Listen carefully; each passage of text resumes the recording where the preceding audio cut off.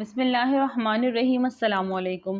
سردی کی ایک شام بلکہ رات کو، کیونکہ 7 بجے رات ہی ہو جاتی ہیں، ہم دو آدمی از شہر کیسر مرحوم اور میں لاہور جانے کے لیے دیوبند کے اسٹیشن پر پہنچے تو وہاں ہم نے مولانا عبید اللہ سندھی کو پلیٹ فارم پر کھڑے ہوئے دیکھا۔ میں نے سلام کیا تو وہ اس طرح خالی نظروں سے مجھے دیکھنے لگے جیسے پہچانتے تک نہیں۔ ان کی بے نیازی اجنبیت سے مجھے اتنا صدمہ پہنچا کہ میں آگے بڑھ گیا، ادھر ادھر دھیان بٹانے کی کوشش کی، لیکن افسردگی دور نہیں ہوئی۔ میں نے چور نظروں سے دیکھا تو وہ پلیٹ فارم کے اس سرے سے اس سرے تک ٹہل رہے تھے، یہاں تک کہ وہ گھنٹی بج گئی جو ٹرین کے قریب ترین اسٹیشن سے چھوٹنے کے بعد بجتی ہے۔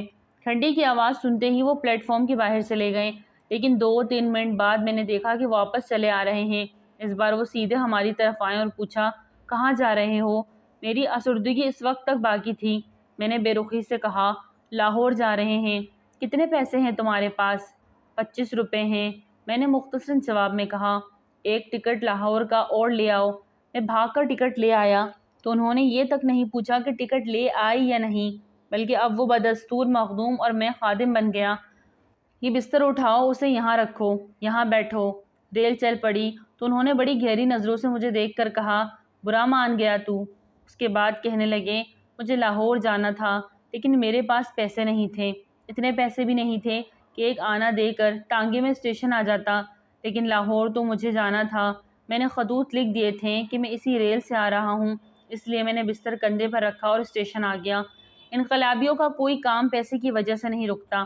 میرے سامنے سوال یہ نہیں تھا کہ پیسے ہیں یا نہیں، یہ بات طے شدہ تھی کہ مجھے اس گاڑی سے جانا ہے، اس لیے میں اسٹیشن پر چلا آیا اور اس تلاش میں رہا کہ کوئی جانکار ملے تو اس سے ٹکٹ منگوا لوں، لیکن پلیٹ فارم پر اس سرے سے اس سرے تک ڈھونڈنے کے باوجود کوئی واقف کار نظر نہیں آیا، یہاں تک کہ گھنٹی بج گئی تو میں پلیٹ فارم سے باہر جا کر بھی دیکھ آیا، کوئی نہیں ملا تو مجبوراً تجھ سے ہی ٹکٹ لانے کو کہا۔ کافی دیر تک پس و پیش میں رہا کہ تجھ سے کہوں یا نہ کہوں، اور یہ بھی سوچتا تھا کہ تیرے پاس پیسے ہوں گے یا بھی نہیں ہوں گے۔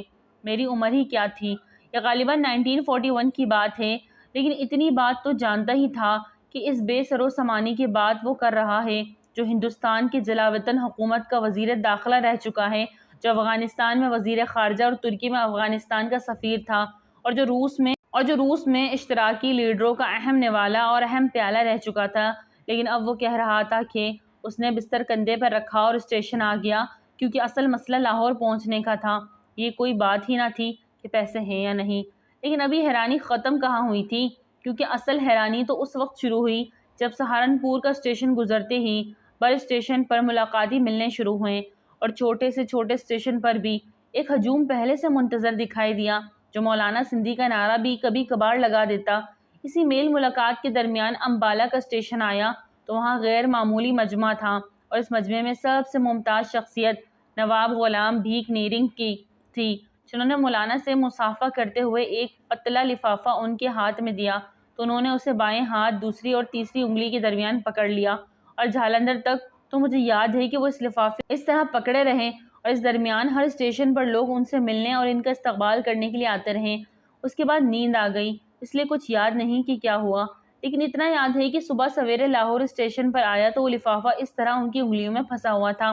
اسٹیشن پر ان کے استقبال کرنے والوں کا سب سے بڑا ہجوم تھا، جن لوگوں کی صورتیں اب تک یاد ہیں ان میں میاں افتخار الدین، غلام رسول مہر، عبد المجید سالک، مولانا ظفر علی خان، ان کے صاحبزادے اختر علی خان، شیخ حسام الدین، مولانا مظہر علی اظہر، مولانا داؤد غزنوی، شورش کشمیری اور درجنوں دوسرے لوگ تھے۔ اتنا ہجوم تھا کہ 20 آدمی ہمارے ان کے درمیان حائل ہو گئے، یہاں تک کہ خود انہوں نے ہی ادھر ادھر دیکھ کر کہا، 2 لڑکے ہمارے ساتھ تھے، جی ہم یہاں ہیں۔ اظہر شاہ کیسر نے کہا۔ اس آواز پر وہ ہماری طرف متوجہ ہوئے تو لوگوں نے ادھر ادھر دب کر رستہ بنا دیا۔ ہمیں قریب پہنچنے تو انہوں نے وہ لفافہ میری طرف بڑھایا، دیکھو اس میں کیا ہے؟ میں نے دیکھ کر کہا، اس میں نوٹ ہیں، 100 روپے کے 5 نوٹ ہیں، رکھو۔ جی میں گھبرا گیا، اب یہ آپ رکھیں، یہ بہت زیادہ ہیں، ہم گولی مار دیں گے۔ انہیں واقعی جلال آ گیا، بچہ ہے۔ کئی آدمیوں نے ان کا غصہ ٹھنڈا کرنے کی کوشش کی، بچہ نہیں، کڑمغز ہے، بے ادب، سارے رستے سمجھاتا آیا ہوں کہ بڑوں کا حکم بغیر چوں چرا کے مان لینا چاہیے۔ ساری تعلیم بیکار گئی، پہلا ہی اثر حکم عدولی کی صورت میں ظاہر ہوا۔ میں دم بخود کھڑا رہ گیا وہ تو انقلاب زندہ باد، مولانا سندھی زندہ باد کے نعروں کی گونج میں رخصت ہو گئے اور مجھے زندگی بھر کے لیے سبق دے گئے۔ انقلابیوں کا کوئی کام پیسے کی وجہ سے نہیں رکتا، اصل کام یہ ہے کہ مجھے لاہور جانا ہے، اور وہ لاہور اس طرح پہنچے کہ ان کے پاس تانگے کے لیے بھی ایک آنا نہیں تھا، لیکن سارے رستے بادشاہوں کی طرح استقبال ہوا۔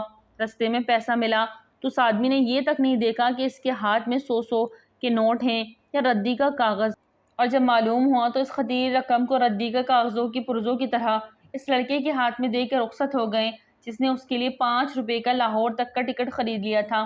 جس زمانے میں یہ واقعہ بیان ہو رہا ہے، اس زمانے میں 500 روپے کی کوئی حیثیت نہیں، لیکن 45 برس پہلے جس زمانے میں یہ واقعہ پیش آیا تھا، اس زمانے میں 100 کے نوٹ کی اتنی بڑی قیمت تھی کہ اس کو بنانے والے کو دستخط کرنے پڑتے تھے۔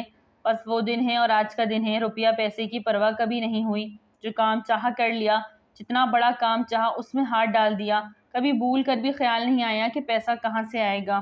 سبحان اللہ، بے شک توکل صرف اللہ پر۔ اگر ویڈیو اچھی لگے تو لائک کریں، چینل کو سبسکرائب کریں اور دعاؤں میں یاد رکھیں۔ السلام علیکم۔